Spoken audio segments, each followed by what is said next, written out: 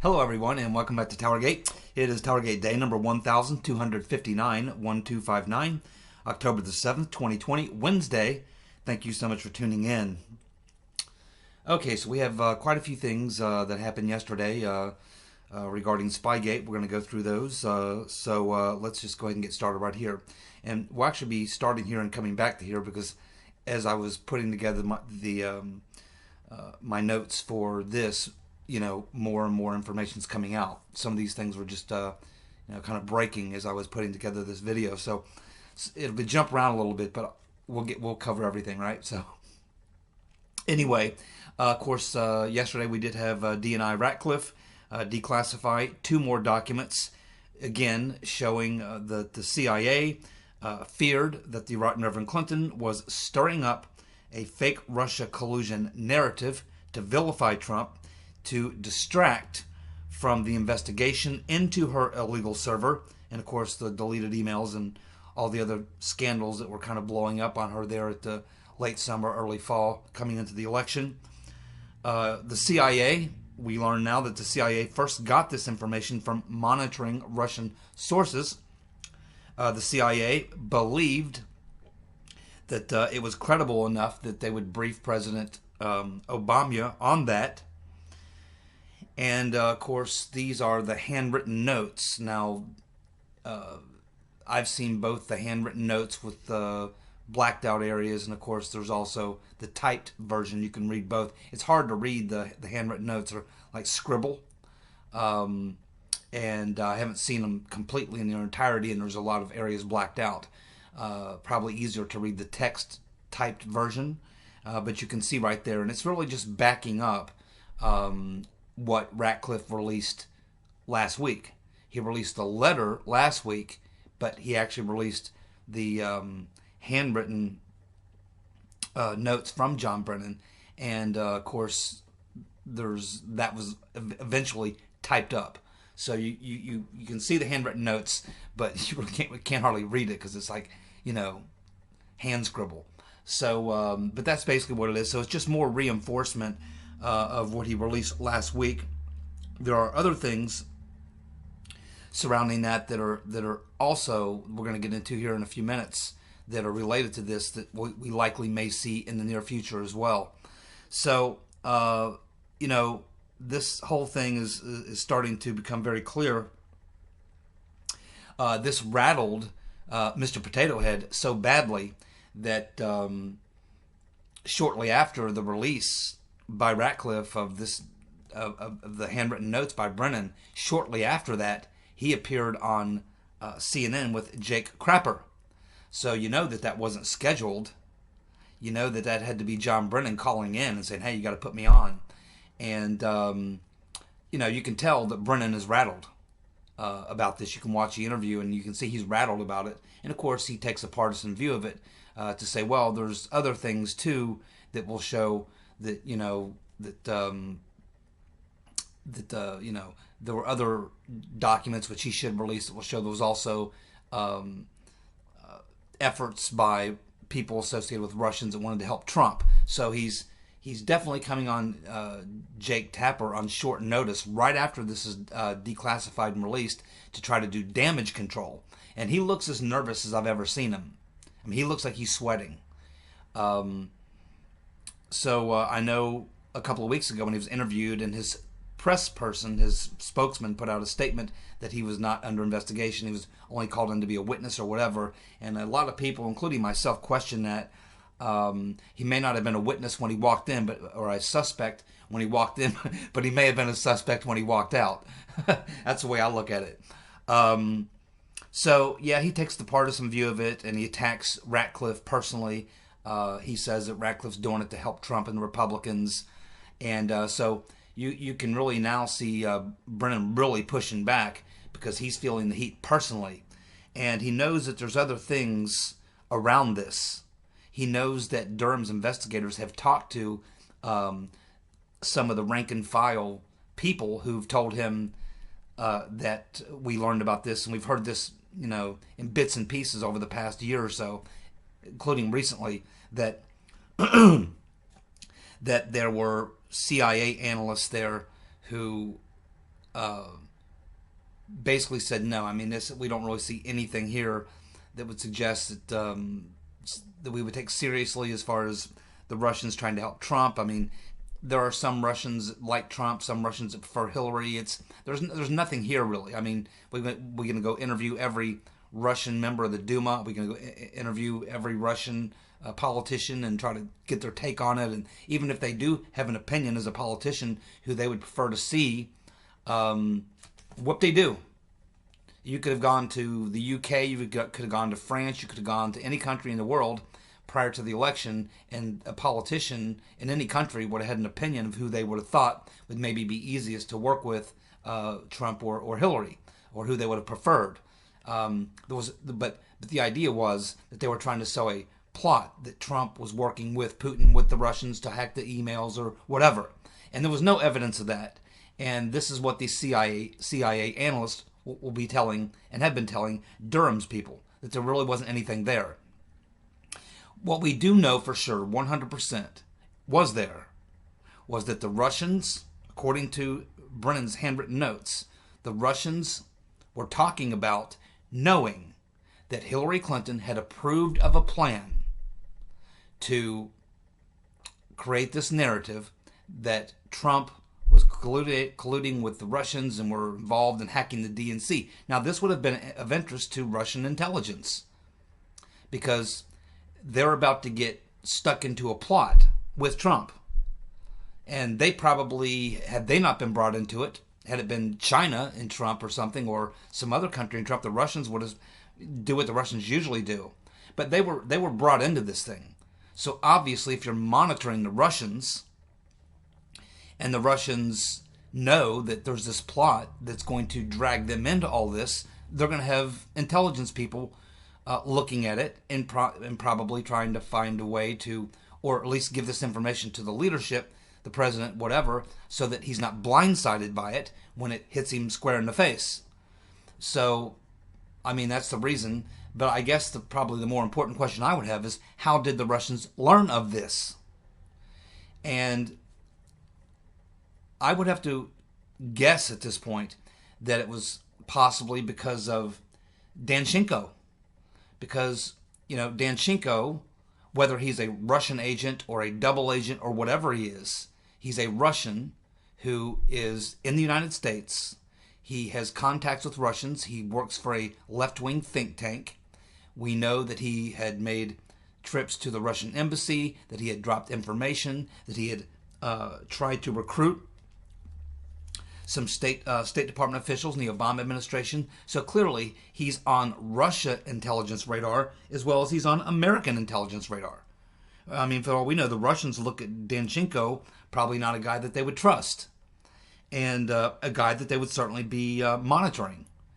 And so it leads you to believe that Danchenko may have been, it leads me to believe, I should say, to believe that Danchenko, working there at Brookings Institution, being kind of a part of all of this, would have been probably with this group, this cabal, and he may have been talking.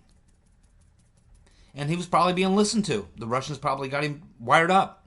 They probably heard everything he was talking about, which means that Danchenko would have known something about the plot that was being cooked up. He would have known something about the plot that was being cooked up. Why would he have known that? I mean, do you think Christopher Steele would have told him that? I mean, because at this point, Christopher Steele is not given us that impression. I don't know that he's been directly asked, but there was some conversation in there where he talked about what he had delegated to Danchenko. And he suggests in there that he didn't tell Danchenko who the client was or what they were doing. That he had just asked Danchenko to get this information. Well, that would suggest that Christopher Steele was either lying, and he did tell Danchenko who the client was, and that Danchenko had these conversations and dropped that information, or that Steele or someone else got that information. Maybe Mifsud was he's probably a guy that the Russians pay careful attention to and listen to. Maybe he was talking. The Russians learned about this from somebody. And that, to me, is the big question that I would be wanting to ask. How did the Russians learn about Hillary's plot? I mean, the Russians know about Hillary's plot before the CIA and the FBI do? There's a lot of questions that need to be asked and answered. We have a long way to go. Okay? We have a long way to go. That's what that tells me. This is not the end all. This is not, okay, we got it all figured out. No, we don't have nothing figured out. The very fact that these notes are indicating that Mr. Potato Head is saying that the CIA learned about this Russian plot being cooked up by Hillary. They learned about it by listening to Russians. The Russians knew about it. How did they find out?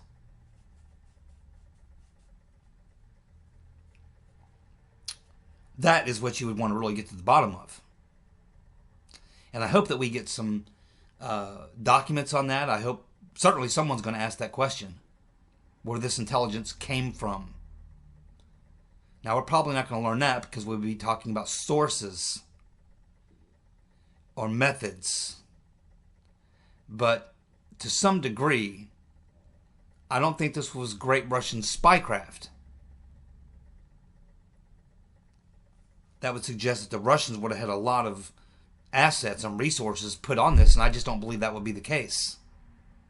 There's too many other things that are far too important to the Russians. Sounds like something that was dropped in their lap. Sounds like someone who was very careless running his mouth. Who's probably someone who's always being monitored by the Russians, and that would be Danchenko. He would absolutely be someone who would be monitored by the Russians. I mean, the Russians, the way they do spycraft is they spy on their own spies. It's my understanding the way it worked with the Russians is if they had a Russian spy, whether he was a Russian in the United States working for the Russian government, or if he was an American who had been turned and was working, or a Brit who was turned and was working for, regardless of what that situation was, the Russians, if they had a spy, they would have another spy watching the spy, and then a spy watching the spy who was watching the spy. They would have 5, 6, 7 levels of spies watching the spies. So certainly, Danchenko, you can guarantee and take it to the bank that he was being monitored probably by the CIA or the FBI, but he was absolutely being monitored by the Russians. And I would say he's the most likely suspect for how they would stumble onto this. But it could be from somewhere else. I mean, the Russians have a lot of intelligence assets in this country, and they're littered all throughout these think tanks and universities and in business. I mean, there's probably tens of thousands of Russian spies in the country who provide information to the Russian government. And there's probably many who are not even Russian, or probably Americans. There's probably other types of foreigners in the country. I mean, they have a massive intelligence operations in the United States, and they always have had. The Russians are very good at intelligence. They like to know what we're thinking. But this is real inside baseball here, a plot by a political campaign. It would have to be someone who would be close enough to the campaign or the people who are putting this together who would know about it. And we know that some of these people who were involved in all this have close association with the Brookings Institution. So it would appear to me, if I had to take a wild guess, I would say that the Russians probably got this information from Danchenko, and he was probably rubbing shoulders with former colleagues of Brookings, and he knew more, obviously, than what we're being told. And Christopher Steele could very well be lying, because the guy lies constantly. But according to Steele, he never told Danchenko about who the end client was or what they were working on this for, why he wanted this information. But Steele could be lying, or Danchenko knew more about things than Steele thought he did. Or maybe Danchenko had another client.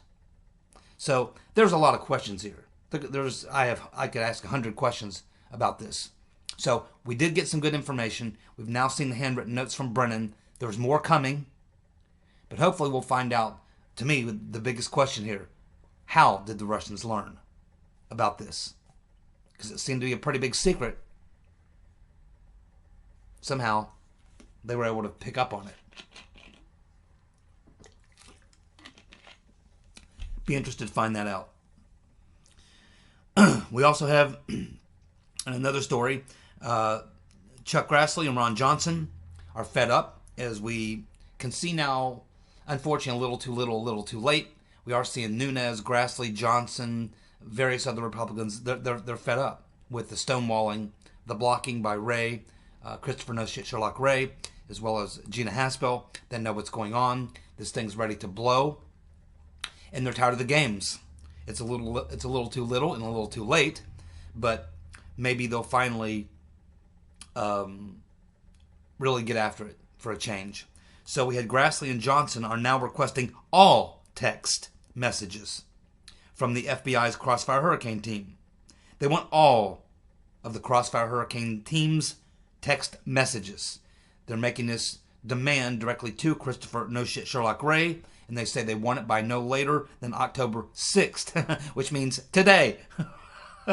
I mean, you know, they want it right now, in other words. I mean, they send him this letter, and so we want it today. That's how angry they are at this point. They're just fed up. Christopher No Shit Sherlock Ray and Gina Haspel have been cock-blocking for years. And they know it. They know these documents exist because certain members have seen them. Ratcliffe had seen them. Nunes had seen them. Goodlad had seen some of this stuff. Trey Gowdy have seen some of this stuff. They know it's there.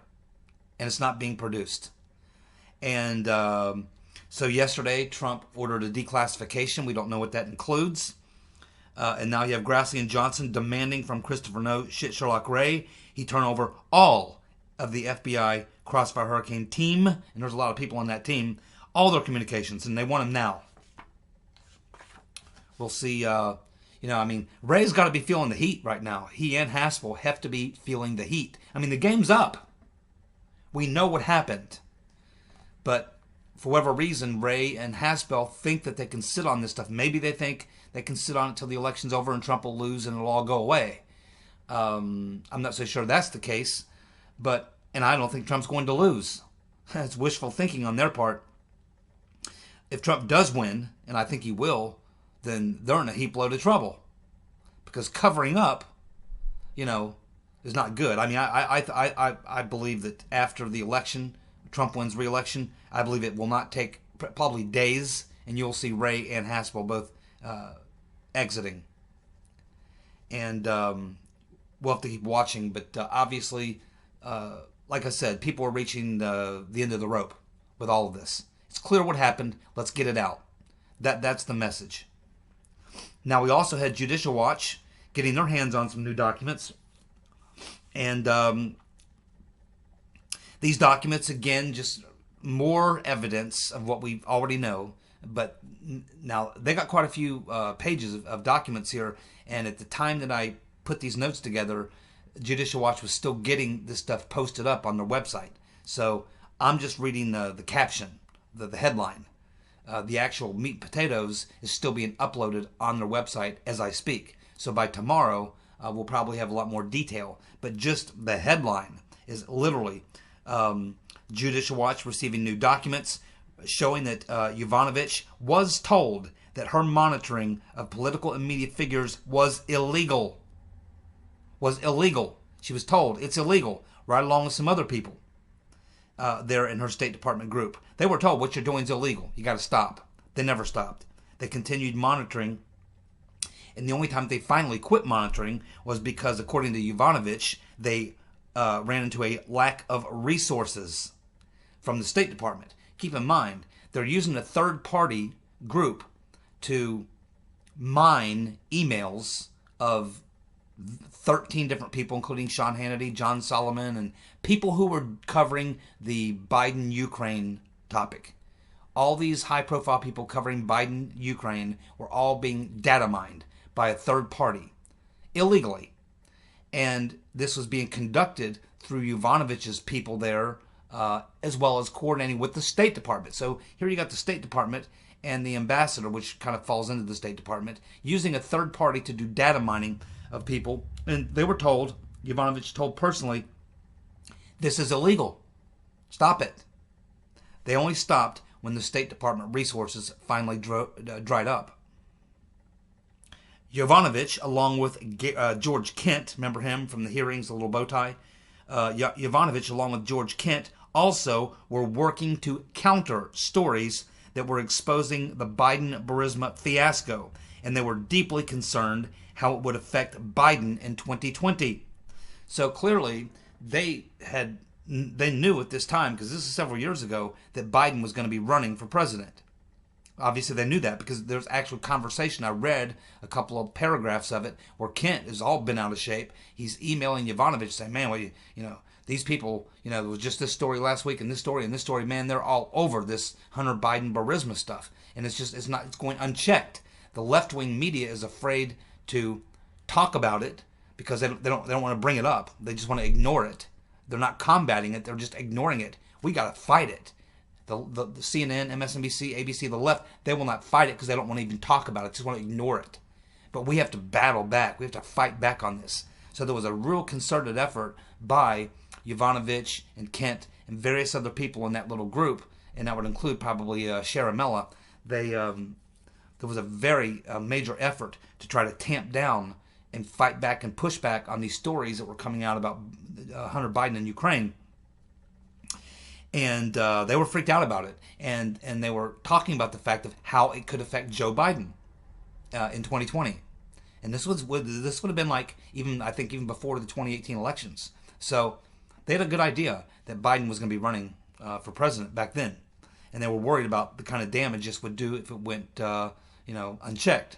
So, I mean, this is not the type of activities that the ambassador should have been involved in, or the State Department.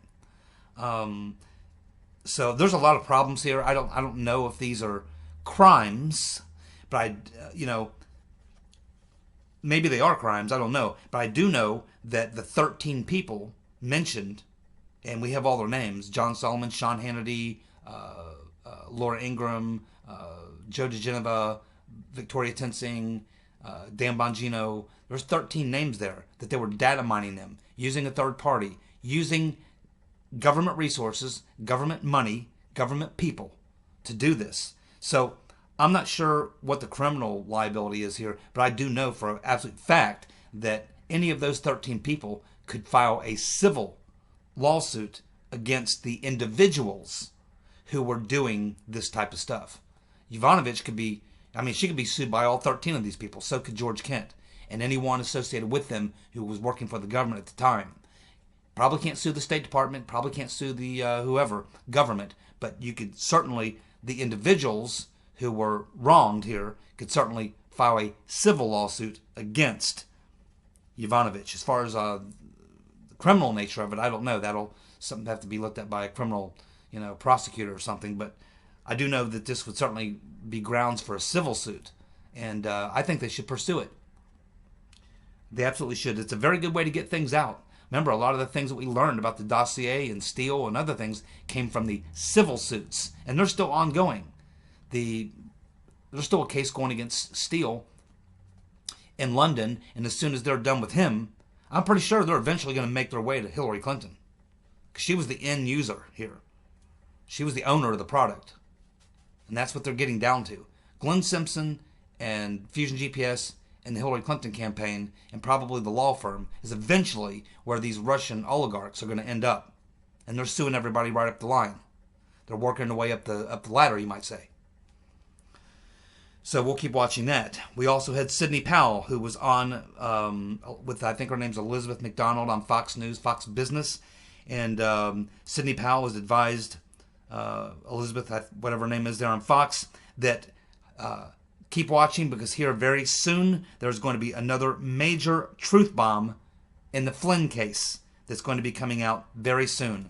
So apparently there's some more information, exculpatory type information favoring Flynn that's about to be dropped in the very near future, according to Sidney Powell. We'll be, of course, waiting for that. And then, of course, Paul Sperry was on a roll yesterday. You might want to take a look at his Twitter feed. Let's just cover a couple things that he revealed. We now know who the person was who came up with the plot. the Right Reverend Clinton plot that she signed off on. We now know who that was. Paul Sperry telling us that it was Jake Sullivan. Oh yeah, he's a rat. He's a real rat. Jake Sullivan was the person who presented the Right Reverend Clinton. He was a policy advisor to her campaign in 2016. Jake Sullivan was the person who cooked up the Trump-Russia hoax, and he presented it to the Right Reverend Clinton for her approval. She did approve it on July the 26th of 2016. He actually put it in a proposal. It's actually a document that he put to her in a proposal. She read it, studied it over, talked it over, and gave it the stamp of approval. She okayed it on July the 26th of 2016. Jake Sullivan. He's a snake. Now we also know that Sullivan was not just an advisor to Hillary Clinton on her 2016 campaign, but he was actively at the same time, and had been for at least Obama's second term, a foreign policy advisor to Obama. So at the same time that he's a foreign policy advisor to Obama, he's a foreign policy advisor to the Right Reverend Clinton, which means that he was probably going to have a very good position in the Clinton administration. And that would make him a very good intermediary between the Right Reverend Clinton and Obama. After all, he's the one cooking up this plot. He's one of Obama's foreign policy advisors cooking up the plot. Then he goes to Hillary. He's also one of her foreign policy advisors on her campaign. He's the middleman. He's the intermediary. And you know what he's doing now? Jake Sullivan? He's one of Biden's foreign policy advisors. Right now. They need to call Jake Sullivan in and ask him a few questions, don't you think? Oh, by the way, in addition to doing a subpoena for all of the Crossfire Hurricane documents, texts, and conversations between Crossfire Hurricane team members, Grassley and Johnson also did send out a subpoena to Stefan Halper, the fat man. And not just Halper himself, but also documents that they want him to bring with him when he comes to testify by subpoena. So they now have subpoenaed Stefan Halper and a bunch of documents. So there you go. We now know who it was that cooked up the plot, presented it to the Right Reverend, and she approved it. Jake Sullivan. He's a nasty, nasty individual.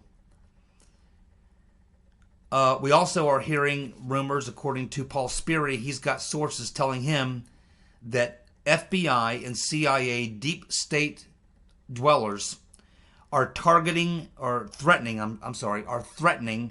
John Durham's investigators, telling them that if Durham's investigation takes these FBI and CIA officials into court and takes them to trial, that they will reveal state secrets that will be very damaging to the United States government, the FBI, the CIA, and possibly other government agencies or bureaucracies or what have you. And what they're hoping to do is to hamstring Durham and his investigation. They're blackmailing him. They're basically saying, okay, if you drag us, it's exactly what I was saying earlier, what Comey and McCabe and Clapper and Brennan and all these people are probably going to do. If they ever get put right in front of Durham's investigators and Durham himself, and he looks at them dead in the eye and says, I got you guys. I got the evidence. Now you can either cooperate or whatever. I think that they're going to look back at him and smile and go, okay, take me to trial. And when you do put me up on the witness stand, I'm going to sing like a bird. Isn't that what you want? Oh, I'm going to sing like a bird. I'm going to tell you how Obama knew everything that we were doing. In fact, he was directing it all. We were working for him, Commander-in-Chief, directing us to do it. And that would put Durham and Barr in a very interesting situation. Are you going to bring people in who are going to implicate the former president? It's tricky. And then what's the former president going to do? Who's he going to drop on? It never ends. There are certain things that the government wants to protect, and that would include Barr and Durham.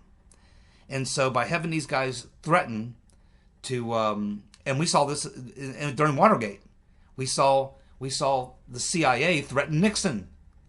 When Nixon tried to get the CIA to help him dispose of the Watergate fiasco, that's exactly what they said to him. Don't keep pushing. Don't keep pushing.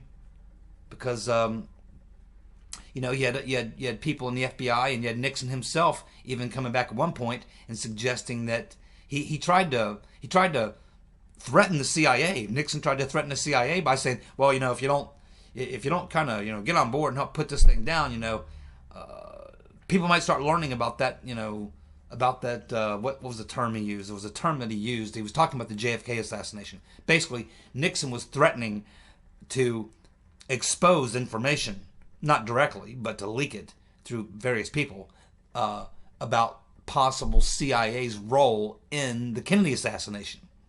That was kind of threats he was making. Hey, either you help me fix this Watergate problem, or maybe people are going to start finding out about what your role may have been in the Kennedy assassination. That's the type of stuff that goes on in the deep state when push comes to shove. And that's exactly what we see happening right here. So now we have the deep staters and the FBI and CIA telling Durham's investigators, hey, don't keep pushing on us, because, hey, you take us to trial, you want to do that? Good, because we know a lot of things. And if you want us to sit up there and sing like a bird, we'll sing like a bird. And we'll sing some songs that you probably don't want to hear. We'll sing some songs that you probably don't want the American people to hear. So go ahead. And so apparently this is the tactic that's now being used against Durham and his investigation, hoping to hamstring his investigation by threatening to drop the family jewels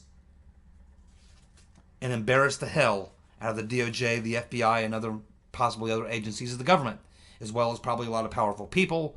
Barr and Durham would like to tamp this thing down, find a few people that have committed a few crimes, smack them on the knuckles, give them a little jail time, maybe a little fine, embarrass them a little bit, and try to preserve the institutions. And it's like they're trying to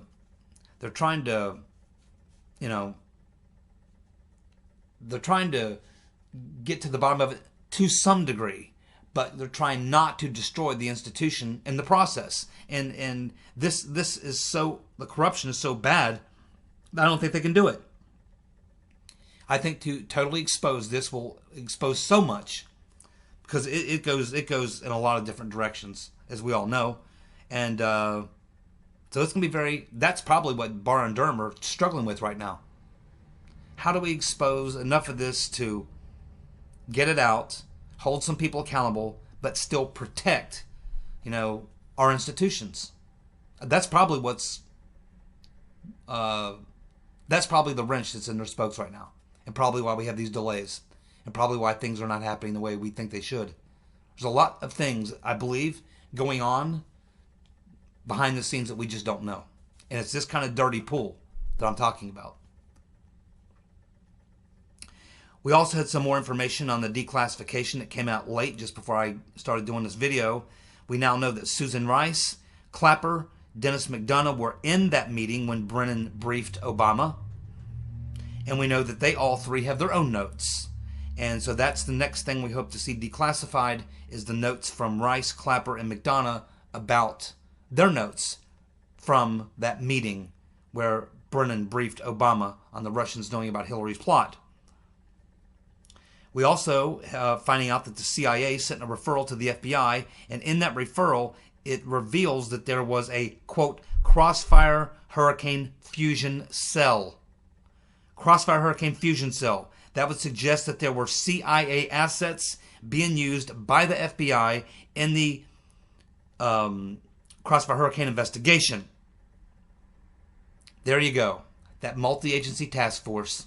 And yes, this would now show us exactly where the intersection was between the FBI and the CIA, and where some of these other informants, people like Misfit and Downer, come into play. They weren't in the FBI playbook. They came from someone else's game plan.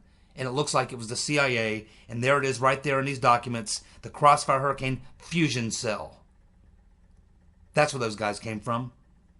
And this referral, by the way, was specifically addressed to Comey and Strzok. Thank you so much for tuning in. I'll be back tomorrow with more TowerGate.